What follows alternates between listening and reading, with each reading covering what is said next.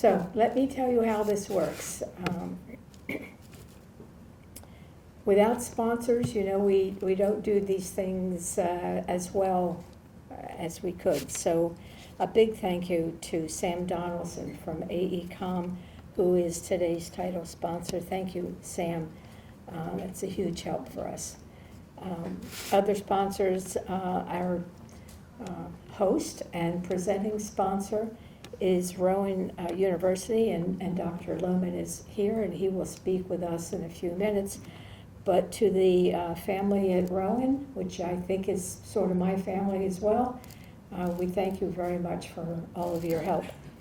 Supporting sponsor is Northeast Precast, and I didn't see Mark Gorgas. There you, right in front of me. Thank you, Mark. Host sponsors, Dewberry, Lisa Peterson, ELECT 825, Gina Sullivan. Hi, Gina. French and Perillo, I don't think Dave Cowan made it yet. The Gloucester County Chamber of Commerce, a partner to us, Janet Garrity. Where's Janet? Not here yet. HNTB, Steve Monero. Stokes Creative Group, Patty Gibson. There's Patty. STV Corporation is Bill Brooks. Urban Engineers, Mike McAtee. WSP USA, Steve Esposito. Is Steve here? Thank you, Steve. We hadn't met yet. Corporate sponsors, Keller Engineers of New Jersey, Sam Modi. Thomas Boyd Communications, Pam Boyd. Triad Associates, Mike Zampino. Mike is here. And that is it for sponsors. So thank you very much. We have some elected officials in the room that I would love you to visit with before you leave. Of course, Assistant Commissioner Oza is with us. The Deputy Director of the Gloucester County Commissioners, Heather Simmons, is here, and you will hear from Heather in a few minutes. From Glassboro, Councilwoman Danielle Spence is here. Borough of Woodbine, Mayor Picolicki is here. There you are. I don't know if Frank Schultz got here yet from Senator Menendez, not yet. And Mayor Carl Patel, Township of Hamilton. Nice to see you. And Tom Bianco, Mayor of Clayton. Tom is here, yes. I hope I didn't miss anyone. So thank you very much for spending some time with us. The program will be turned over to Dr. Lohman, followed by a few remarks from Commissioner Simmons, and then we will hear from our guest of honor. So, Dr. Lohman. I'll give it a try. I'll use the steps next time. So I want to thank the council for having this meeting here, and I realize this has been going on quite some time in different forums. I've been here, I'm in my 11th year, and I remember the first meeting we had over in Rowan Hall. This building wasn't here, the new engineering building wasn't here, and probably half, if not 2/3 of Rowan Boulevard wasn't here. So it's kind of fun to come to this meeting every year and have these pre-meetings with the commissioner's office, and every year point to something new that's on campus. So the new thing for those who are coming today, if you look out to your right, you'll see our beautiful new dance studio where we're training students in the performing arts. Just continued growth. You'll notice 322 is a mess a little up because we're expanding our student center, in fact, doubling the size of our student center, and given our growth, it's probably barely just enough. But we welcome you. Our sponsors, we wouldn't be here without you. You've been a part of our growth. You're sitting here today at the nation's third fastest growing research university in the country. Imagine that. Think of that right here in your backyard, in South Jersey. A small school 10 years ago, doing outstanding work, training undergraduates, teachers, engineers, business professionals, social scientists, you name it, doing an outstanding job. 10 years ago, we've grown to 23,000 students, a nationally top 100 ranked public research university with 2 medical schools. And oh, by the way, you'll see soon signs of construction. The first and only veterinary medicine school in the state of New Jersey will be constructed on our West Campus, and that construction will start very soon. So there are amazing things, and I'm trying to think what will be here next when you come here next year. But again, none of this would be done without you. And I can speak because I'm an engineer specifically to this group. You know, our growth in engineering and our growth other places has because you as our partners have hired our students. You've had them as interns. You've helped us drive the curriculum. And really it's that interaction. It's that interaction with the Department of Transportation that allows us to grow. And I want to think back to that first meeting I was involved in with the commissioner. Remember in pitching the idea of creating the Create Center, but that sounds kind of weird. Starting the Create Center, which is our Center for Research and Education in Advanced Transportation Engineering Systems. Yusuf, are you here? Did I get it right? There we go. And we started that center with the support of DOT, who they bought into this professor who was doing small-scale pavement sample testings for DOT at $40 a pop. And it was enough to keep a handful of undergraduates stoned, but he presented this vision of how he could integrate with the FAA, Department of Defense, and DOT bought in to a vision, bought into being our partner, bought into the industry partners that have helped set this up. And in the last 5 years alone, this research center now has brought in nearly $70 million in funding from state, federal, and industry partners. That has all come here and is all driven the growth of our research center. And as we grow to become a Research One designated university, which will put us in the top tier of universities in the country, that growth is based on our transportation research center driving that. Right? It's driving us to a tune of $12 to $15 million a year. And you start adding the growth in medicine, life sciences, and the things, we will become that, but it wouldn't be done if we didn't have interactions like this, where we could pitch big ideas, because those of you who heard Dr. Hushman speak, you know, nothing less than a huge idea is allowed here, right? So the big ideas start here. It starts in collaboration with you, and we're very happy to have you on our campus. We're very happy to have the Assistant Commissioner here and engaging with us in a dialogue earlier this morning, and we look forward to seeing what's next. And I know I'm probably the least interesting speaker, so I will just end with thank you for coming out. Thank you for being part of our growth, and we look forward to the continued engagement of this group.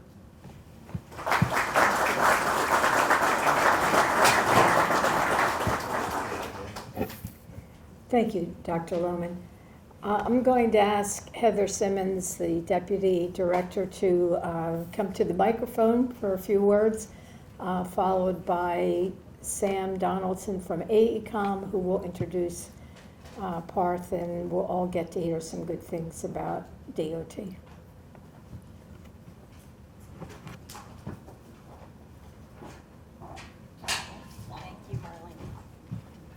Thank you so much, Marlene, and thank you to the Development Council for hosting this event here at Rowan University, which Marlene said it's like home to her, and it certainly is to me as well. I earned my graduate degree here almost 30 years ago as I was sitting here counting, and that seems almost impossible because I'm just so young. And I noticed as I was chatting with folks in this room that there are an awful lot of engineers in here and almost as many commissioners. And there's a joke in there somewhere that I'm not clever enough to come up with, but I'm sure many of you are. It's an exciting time here in South Jersey, and it makes a whole lot of sense for us to be hosting right here on this campus because Rowan University is the economic driver for Southern New Jersey.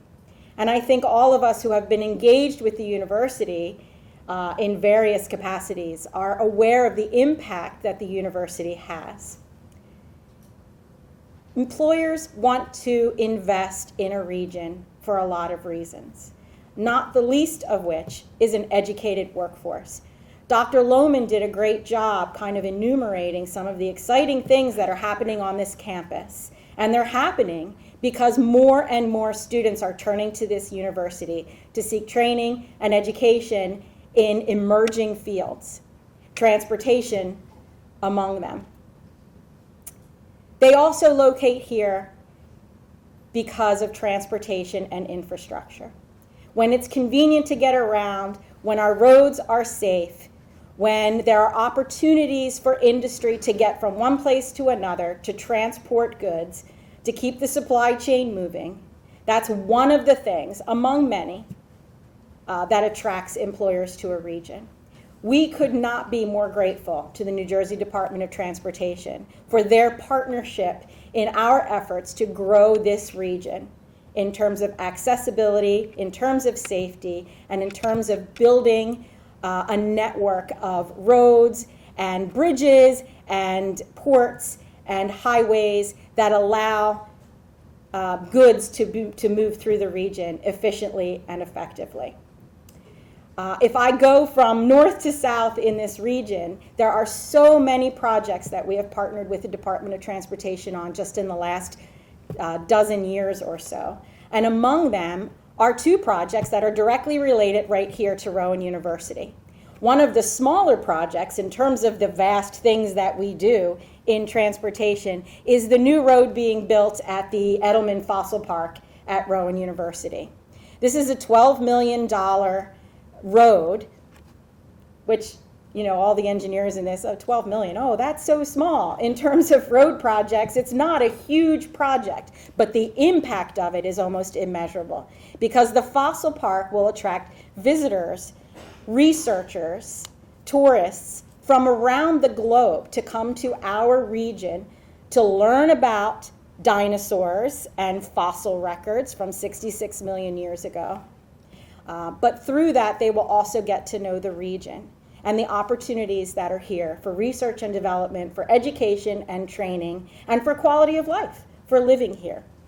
So that road will have an impact on our economy that we can't even imagine at this point. And we're very grateful for that. And another one, also right here in this region, is forthcoming, and that is a bypass for Rowan University, for the borough of Glassboro, and for the region surrounding the university and the borough. This is a 5-stage process that will include millions of dollars and almost as many hours in making it happen. We're thrilled that the Department of Transportation has been working with us and has dedicated funds to make all 5 pieces of this project happen, to improve the flow of traffic around the university and in the municipalities surrounding the university, but also to make things easier for through traffic, right? Commerce can flow much better when people can get through, around, past the university and everything that surrounds it. So we're very grateful for that support, and you will see this region change immeasurably in the next 6 or 7 years because of that multi-phase project. Another one, of course, and AECOM is here today, is the widening of the turnpike from exits 1 to 6. I drive up to Newark fairly regularly for doctor's appointments, and when you get to 6, it's almost like the Seinfeld episode with the 1 mile of highway where Kramer has taken out a lane, right? And you're, oh, this is so luxurious. And that's exactly how it feels when you hit exit 6 and the turnpike triples in size. The flow of traffic is so much easier. The trucks have the ability to be in a separate lane from the cars. And now those amenities will flow south. And the economic impact that comes along with that also flows south. And we're very grateful to AECOM and the state of New Jersey for working with Southern New Jersey to make that possible. That is an extremely complicated and expensive project. And it doesn't happen except that there is promise in our region for economic growth. And I want to thank all of you for being an integral piece of that growth and contributing your time, your talent, and your resources to helping to make that happen. And first in line, as we'll hear today from the Commissioner, is transportation and infrastructure. So that's what we're here to talk about today.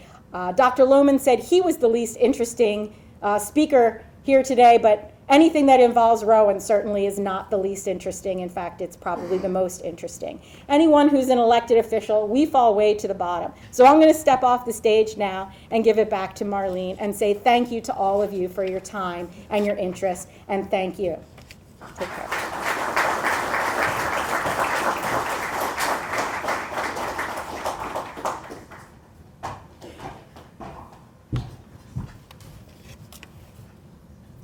I don't know, Commissioner Simmons, I think we're going in descending order of interest level. So, Or height. yeah, well, it could be height, yeah. Always great to hear from you, Commissioner Simmons. And it's great to see you on 3 dimensions and not 2 dimensions as we on our team's call. And I have to, I'm going to steal the Kramer principle for the widening of the turnpike. So it's great. And that's, I got to echo what you said here, that the level of infrastructure spending going on in South Jersey is unprecedented, and a lot for leadership like we see with Assistant Commissioner Oza and certainly with the Commissioner. So just the turnpike expansion itself started at roughly $2.5 billion. Supply chain escalation, it's turning out to be more than that, I won't say, but I mean, we're talking billions of dollars of investment in South Jersey, so it's unprecedented. Anyway, for those that don't know me, my name's Sam Donaldson. I work for AECom. My role at AECom is I run our transportation business in New York and New Jersey. But much more important than that, I am a lifelong resident of South Jersey. And before I joined AECom, I spent a couple of decades working at South Jersey Transportation Authority. So between living here and working at SJTA for some 20 years, you could say the transportation in South Jersey is really in my blood. So that's why I love this event that the Development Council does each year. So thank you, Marlene, to the whole staff for continuing to have this, and to the leadership of the Transportation and Aviation Committee. Thank you, Dr. Lohman, if you're still with us, for Rowan hosting this event. Is just a fantastic event, that location rather. My wife actually graduated from Rowan probably about the same time as you, Commissioner Simmons. She actually, as was transitioning from Old Glassboro State into Rowan, so I think she's the first class that got a diploma with both. So yeah, you same? Okay, probably same class. Anyway, so as the title sponsor for today's event, I have the pleasure of introducing our keynote speaker today. But before I do, I feel compelled to say a couple of words about your boss, Commissioner Scacchetti. Really, the level of investment that I just made mention of, that Commissioner Simmons made mention of, is due, if not largely due to Commissioner Scacchetti, almost solely to her, I would say. Her leadership and her laser focus on transportation infrastructure spending is really unprecedented, and that's not only at DOT, but also the other agencies that she chairs, the Turnpike Authority, SJTA, New Jersey Transit. But even beyond that, her leadership is felt at other agencies like DRPA, like Port Authority New York and New Jersey, like Gateway Development Corporation. But for the leadership of Commissioner Scacchetti, I would say it's a safe bet that we wouldn't be seeing Glassboro-Camden line get it started. We would be in a much worse position to see the new Gateway Tunnel up in the northern end of the state. So big hats off to Commissioner Scacchetti for that. And also, with her years of leadership, she knows a great principle of great leaders is to surround yourself with very intelligent, highly qualified leaders, and we can certainly say that about our speaker today. So let me actually read the bio that I was given.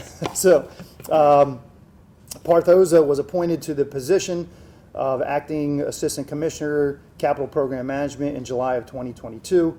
As a key membership of DOT's senior leadership team, he's charged with managing and delivering an annual capital program of state and federal projects, and leading a very active construction program with more than 250 active highway and bridge construction projects. Parth began his professional career with the DOT in 2013 as a civil engineer trainee. And isn't it great, Parth and I were talking about this beforehand, to see somebody that starts at the lower levels of an organization and rises up through the ranks that really knows the DOT well. Prior to his current appointment, he served as Assistant Division Director of the Bureau of Operations Support and Engineering, where he successfully delivered 50-plus construction projects valued at more than $300 million each year. He and his team also awarded numerous design and construction inspection consultant agreements to support the capital program. So, without further ado, we are very pleased to have our speaker with us today. Please join me in welcoming Assistant Commissioner Parth Oza.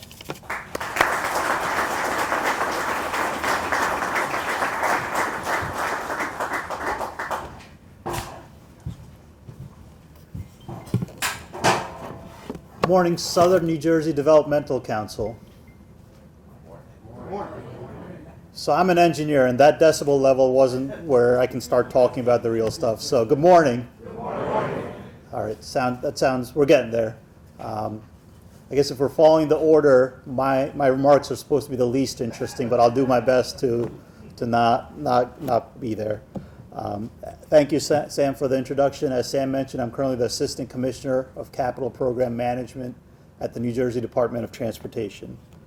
And I really appreciate this opportunity to speak with government, business, and educational leaders in South Jersey to discuss all of the infrastructure investments that we're making to improve the economy and also the quality of life for all of our residents that live and travel through the Great Garden State.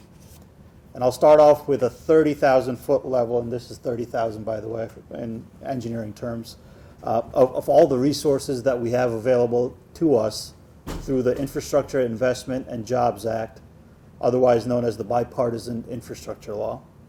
So through that, New Jersey is supposed to receive a total of $12.2 billion for infrastructure improvements. Out of that, New Jersey DOT is supposed to receive $8.1 billion, and NJ Transit will receive about $4.1 billion. Those are big numbers, lots of zeros, right? I talk about them often like it's peanuts, but if you really think about the impact that those billions of dollars has, not just on transportation, but all the way down the chain, it's tremendous.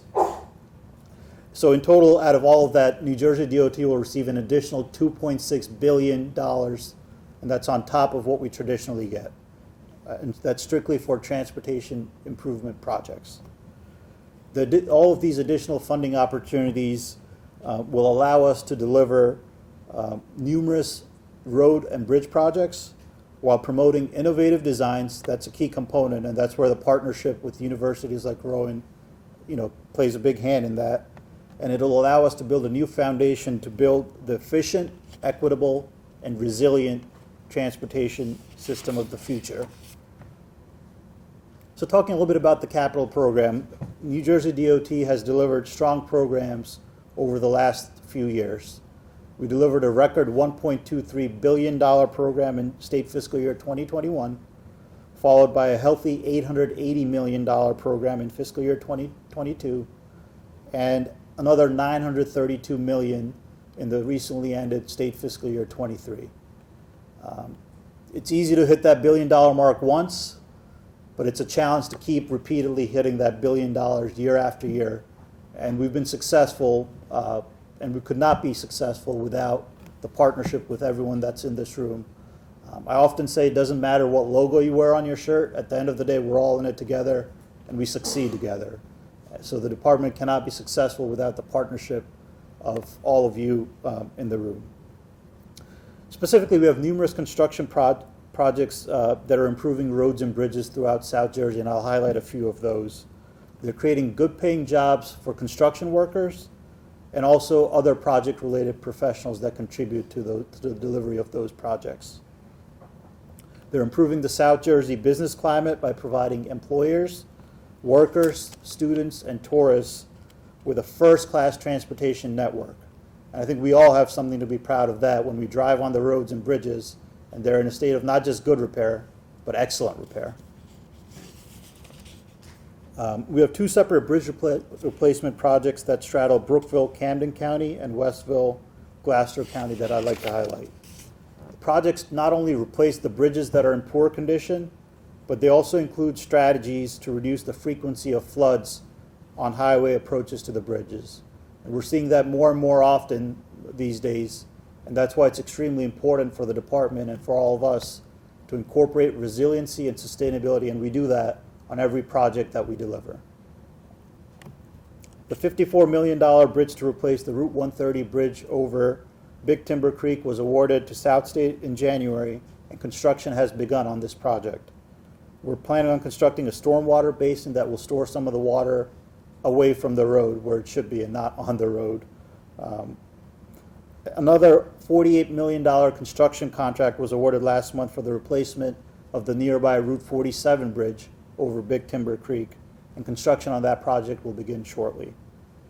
The highway in the vicinity of that bridge will be raised above the 100-year flood elevation, and that's key. We're planning for the future of transportation, not today's condition, but what we expect in the future.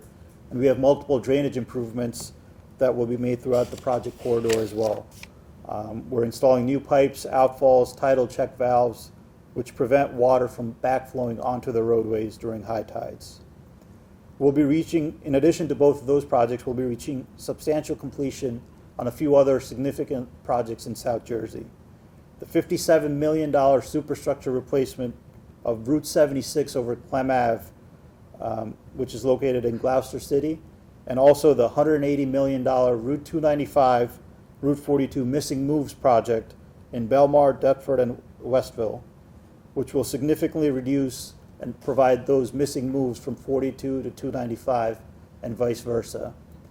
And I remember the 76 project, 76 over Clem Ave, 10 years ago when I started in this department in maintenance. I'd be going to that bridge multiple times throughout the year, doing deck patches, hole-throughs, and I'm finally proud to be part of the team 10 years later that's delivering that project using innovative methods. We're using accelerated bridge construction to get that project built to minimize the impact to the 200,000 motorists that drive that corridor every single day. A few other important projects that are currently in the design phase include two bridge replacement projects. The Route 76 bridges over Route 130 in Gloucester City is in final design, and it involves the replacement of 4 superstructures as well as substructure repairs. The Route 73 and Ramp G bridge over Route 130 project in Pennsauken is another bridge replacement project which is currently in preliminary engineering. Looking further down the road, we replace bridges. That's a big part of the bipartisan infrastructure law, but we're also addressing congestion and intersection improvements as well. The Route 38 South Church Street to Fellowship Road in Morristown is in final design, and the project will add travel lanes, make geometric improvements, and redesign some of the traffic signal systems. And that project is anticipated to start construction in fiscal year 27. The Route 73 Church Road and Fellowship Road in Mount Laurel is in preliminary engineering. And this is a major project, more than $100 million, that involves the construction of multiple new or widened ramps and bridges to remediate significant traffic congestion. And of course, there's direct connection. Who's heard about that? Anybody? It's a $1 billion plus program that will eliminate many weaving moments, right, that the current alignment requires of motorists who simply just want to stay on I-295. We broke this mega project program into 4 different contracts, and contracts 1 and 2 have already been completed. Contract 3 is currently in construction with anticipated completion date of 2028. We're building the mainline structure that will provide the 295 motorists with a direct route throughout the interchange. The contract also includes the construction of a new retaining wall to replace the one that collapsed. The new wall will be completed in 2026. At the completion of Contract 3, the I-295 traffic will be able to use the new mainline structure. So we're looking forward to that. It's a few years out, but what I told somebody is there's many challenges over the next few years, but let's just think about what that corridor, what that area will look like once everything is complete.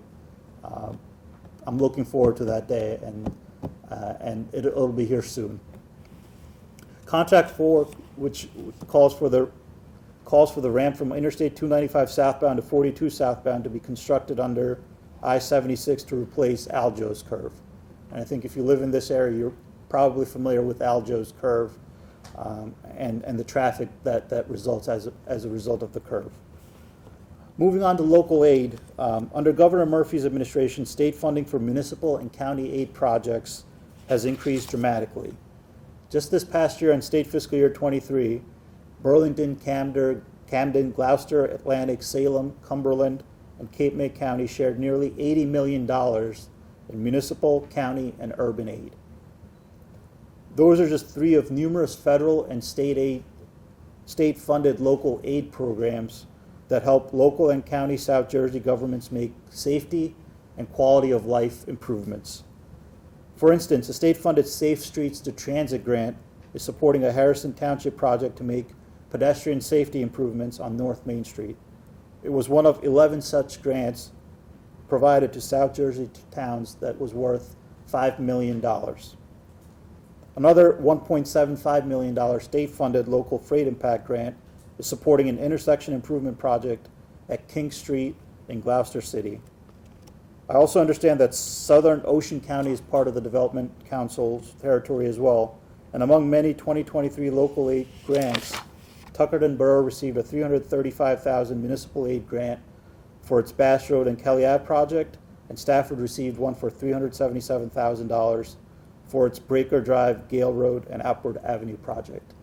So we talk about billion-dollar projects, million-dollar projects, but there's also numerous other opportunities through our local aid program to help communities make those important safety projects and deliver those projects to help improve the quality of life for the folks that live in those communities. Moving on to state fiscal year 24. I talked about the record billion-dollar programs over the last few years, and we're going to continue that trend. In fiscal year 24, we anticipate awarding 117 new construction projects valued at about $1.1 billion. So we're going to keep the billions going. B is the new M. A few projects to kind of highlight the fiscal year 24 program in southern New Jersey is the Route 42 Kennedy Avenue to Atlantic City Expressway. It's a resurfacing project in Washington and Monroe Townships in Gloucester County, and also the Route 295 Rupalpur Road to Route 45 Pavement Preservation Project in Gloucester County. The department, the best place to kind of find out what's coming up over the next few months is to look on our planned advertisement page, where we provide a 6-month look ahead of all the projects, all the construction projects that will be let, and we display who the low bidders are once we open the bids as well. So all of that information is on our website, and we update it monthly just for everyone to kind of monitor and see what's coming down the pipeline. Moving on to consultant services, we anticipate making 131 consultant selections this year, valued at about $350 million. I spoke a lot about the construction program, the $1 billion+ dollars. The consultant program has been equally robust. Over the last few years, we've awarded about $300 to $350 million. And these are all new awards, by the way. So that's on top of all the existing projects, the multi-year projects that are also out there being designed and constructed. Among some of these consultant selections, one fairly large project that's coming up is for construction inspection services on the Route 47 bridge over Big Timber Creek project that I just spoke about. So we hire or select consultants through an open, competitive process. It's time-consuming for both DOT and the consulting industry to kind of prepare these proposals and kind of go through the process of review and selection. And I talked a little bit about innovation and how the future of transportation, we had to think innovatively, right? We were not always used to delivering billion-dollar programs. And we're doing that specifically with the consultant industry in partnership with Federal Highway and the American Council of Engineering Companies, where we came up with this multi-project, multi-proposal type solicitations where firms can supply and submit for multiple projects with the same key staff and the same team. That helps the firms with when you're preparing proposals, and it helps the department when we're reviewing proposals. And we've had about a dozen or so different projects that we've routed through that, and so far it's been a positive feedback from both sides, and we hope to continue that with the support of Federal Highway. I'd be remiss to end my talk without recognizing all the research that happens here at Rowan University in collaboration with NJDOT on a variety of topics that really benefit the entire state. Some of the research topics include a project that accurately estimates the load capacity of pre-stressed concrete bridge girders when design or as-built information is incomplete. How many of you have opened up a set of plans from the 1930s and you try to figure out what it says? I know I have. So we'll be doing that research with faculty that's associated with Rowan's CREATES program that the dean previously mentioned. Other research efforts with Rowan include the use of 100% reclaimed asphalt, pavement, and preventive maintenance projects, such as slurry seals, HEPTO, and other types of products, and the development of test methods. We've tremendously improved the quality of our pavement, but it doesn't just happen magically, right? We went from 47% of pavement in the state of good repair 6 years ago up to 81%. But a lot of that is a credit to the research, looking at new innovative technologies, new products, new materials, developing specifications, testing standards, and then living by those standards to make sure that we're getting a quality product. So my goal today was to illustrate the breadth and depth of New Jersey DOT's investment in South Jersey's highways and bridges, and also its communities, with grants for local projects that make meaningful quality of life improvements. Thank you.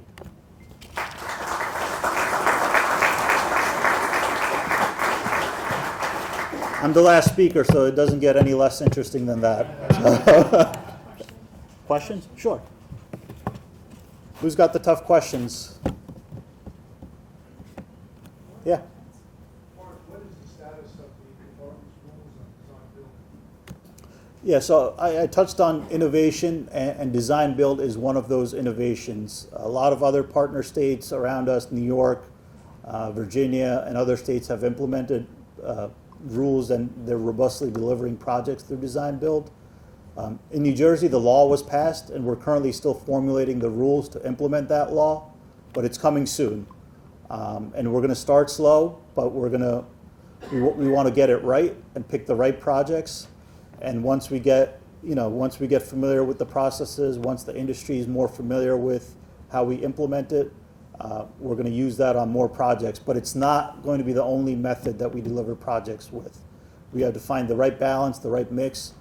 So you'll still see many traditional design bid build, and we'll start slow and surely with design build. When do you expect that the initial smaller projects will happen? Soon. Stay tuned. Stay tuned. We'll be sure to communicate it well in advance so that the industry has time to prepare and kind of partner and make teams. I understand the importance of that and giving you time to do that, and we'll make sure we do that. Thank you. All right? Yeah. Transportation Trust Funding Program, where we stand with that? You're talking about the TTF renewal? Yeah. Yeah, so that's coming up in 2024, right? That's when it expires, and I know the commissioner is intimately looking at all the options and trying to understand exactly what the needs are and exploring solutions. So unfortunately, I don't have too much breaking news on that at this point, but we're looking at it. We know it's coming up. We know there's electric vehicles out on the road. So we're looking at it, and once we have more information and more of a robust plan, we'll be sure to share that with you as well.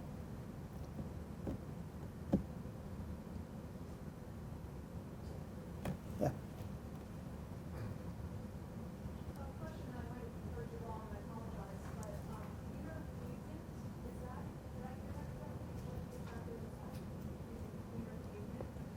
I'm sure I did.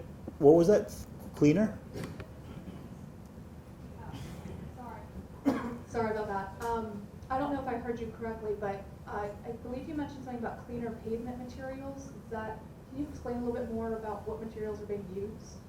Yeah, sure. So it's cleaner, but it's also different types of materials. So typically when we pave roadways, typically we take off 2 inches and put back 2 inches. That's the typical traditional mill and fill.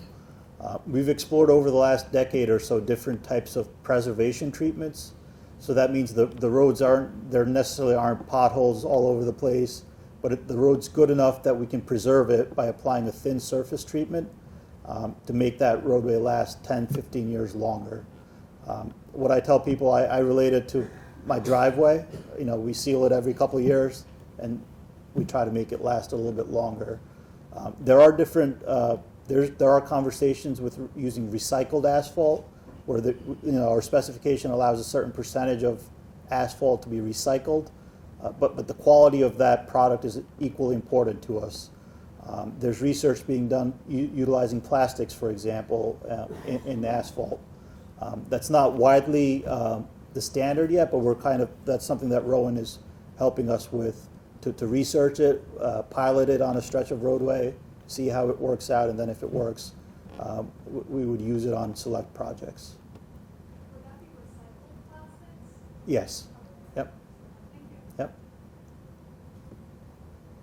Yeah. Can you talk more about sustainability and what the vision is for the next 5 to 10 years to address issues around electric vehicles, that whole network of transportation network, all vehicles, trucks, et cetera, using that form of energy? Sure. So on the electric vehicle piece, there's a federal program through the bipartisan infrastructure law called the National Electric Vehicle Infrastructure Program, or NEVI.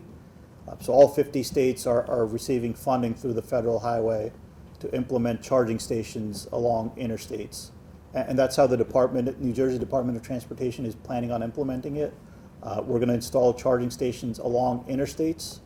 There's criteria in the program where the stations have to be located about every 50 miles and no more than 1 mile off the roadway. So we don't envision these being, along the interstates. They're not going to be on the highway, but within a mile off the highways. And that's over a 5-year period. So we're currently working with our partners at Federal Highway to figure out a good contracting mechanism, a good procurement vehicle to advertise our first project. And on our procurement website, we created a new pre-qualification category for EVs. So contractors that want to potentially bid on that type of work have the opportunity to go on our procurement website and apply for that. Sustainability is a big component of all of our projects. How many of you have heard of the foam glass aggregate that was used on I-95? Many of you, right? There was a lot of press, a lot of news as it related to I-95. But much prior to that, the New Jersey Department of Transportation has been using that product already. On the Whip Pen Bridge, Contract 4, we used that foam glass aggregate. It's a lightweight aggregate, and we saved about 30 million glass bottles from going to a landfill by using that product on that project. And we have a few other projects that have been constructed or are currently in design where we plan on utilizing that, where it makes sense. So resiliency, sustainability, all of those things are an integral part of our project delivery process. And we try to look at new products, new technologies, new materials every day to see what can be incorporated and where it makes sense to incorporate those items. Yep. Yeah. Going back to the innovation on contract delivery, Yeah. public-private partnerships, you mentioned this EV charging station project. Is the department looking at opportunities for private investment in those and leveraging the funds against offline development like that? Private investment is part of it. There's criteria in the NEVI rules and the law and that USDOT issued where the private industry has to contribute a percentage of it. It's not a 100% federal program. As it relates to P3, specifically to NEVI, we don't intend on utilizing P3 because we don't plan on owning these charging stations, we being the DOT. The intent is to have a vendor take ownership to build these things, operate them, and then maintain them as well. We saw in Pennsylvania, and I don't know if the project went forward, right, where they had a P3 for some fiber and some backbone in the right of way. Oh, okay, The infrastructure is what I'm referring I see. Okay, to. Thank you. yep. Yeah, Hi, Parth. Hey. Thank you for your presentation. Yeah. Good to see you. yep. The department has made use of staff augmentation wondering if you could talk about the success of that program and if you think it's going to expand or. Sure. That's Yeah. So I think the question was related to staff augmentation agreements and how the department has utilized staff augmentation and what the plan is moving forward. So our commissioner was a champion of staff augmentation. She championed this in 2019. It's like she predicted the future. She knew what was coming through the bipartisan infrastructure law and IJA, and we were able to get these agreements going in 2019. And we're currently in the second cycle of these procurements. And the agreements are a tremendous value to the department. Like most of you in the industry, there's a huge workforce challenge that we're all living through. We have a lot of experienced folks leaving the department, and that's where we really utilize staff augmentation to fill the knowledge gap in certain areas of the department to help make sure that we can still deliver the record billion-dollar programs. So it's been tremendously successful over the last 4 years. It was part of the budget this fiscal year as well, so we do intend on continuing the utilization of staff augmentation agreements. And for those that might not be familiar, that's where we utilize consultant resources, and we bring on consultants to help augment our staff, and they function as staff, and they work hand in hand with our teams to help deliver our mission. So yes, we do plan on continuing. Yep.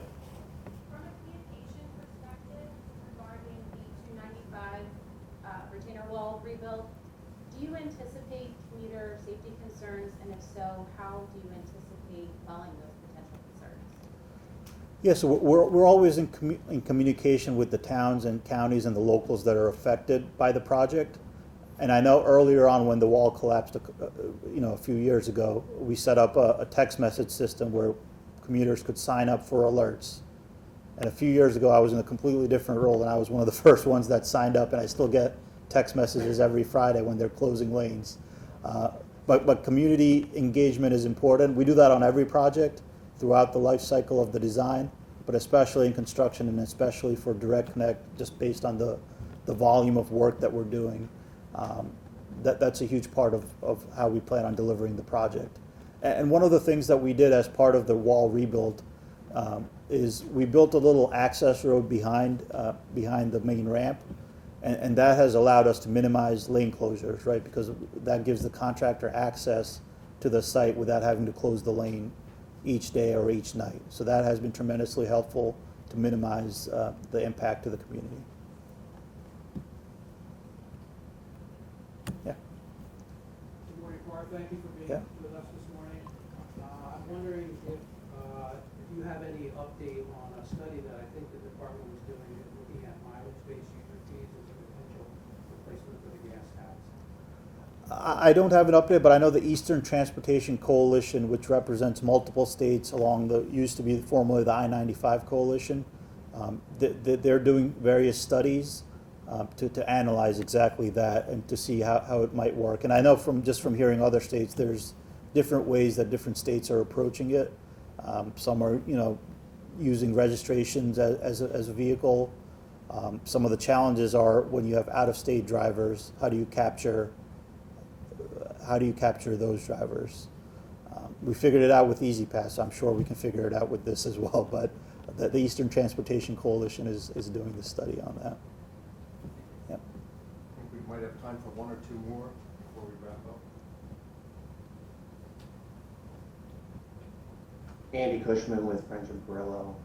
While it's still relatively new, I was just looking for some feedback on the early returns on the MPMP proposal submission process from DOT perspective. It's been tremendously successful. Like I said, and one of the measures of that is the volume of firms that are submitting for them. We're not seeing one or two firms competing for them. Every single solicitation that I've seen, there's about 10 to 12 firms that are competing. And it makes it challenging for you, it makes it challenging for us. We can only pick one, right? But from a review perspective, typically it took us several months to review a traditional project, but this has accelerated our review time, and we can make selections much quicker. We've almost cut the time down in half as far as the review timeline goes. So it's tremendously successful. It's still a pilot, so we need to share all the data that we've been collecting through some of the solicitations with Federal Highway, And if they're satisfied with the outcomes, we're going to continue that. And just to be clear, it's not the only vehicle that we're going to use. It really depends on the projects. If there's multiple projects of similar scope that line up as far as the schedule goes, that's when we're going to, utilize that vehicle. But it's not going to be the only vehicle that we use to procure consultants.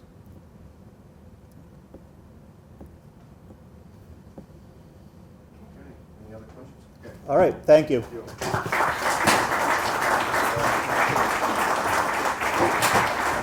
All right, so that concludes today's DOT Public Policy Speaker Breakfast.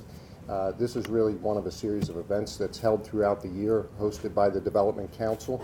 And we'd like to thank Parth again for coming out and sharing that information. So let's hear it the last time for Parth.